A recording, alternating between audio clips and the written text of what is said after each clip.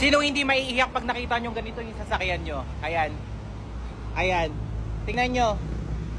Tingnan nyo ginawa sa sasakyan ko.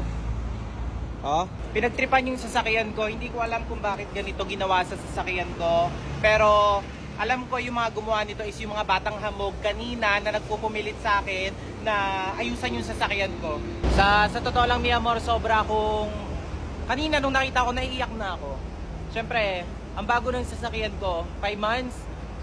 5 months pa lang po yung sasakyan ko. Tapos ganito, kakapaayos ko pa lang, ang tagal nito sa kasa. Tapos ganito lang yung gagawin sa sasakyan ko. Pilox, pintura po yung ginamit. Oh, pintura. Pintura po yung ginamit sa sasakyan ko. Ayan, ay matanggal. Ayan. Ayan, mi amor, ayaw matanggal. Ayaw matanggal. Pintura po yung ginamit dyan. Pintura po ginamit dito sa sasakyan ko. Ayan. Payo ko lang sa mga magpapark dyan kung saan saan. Hindi ko alam paano ba. Okay kung saan saan nagpapark. Actually, yung pinagparkan ko naman din kasi, paano ba? Hindi ko alam kung may galit ba sa akin.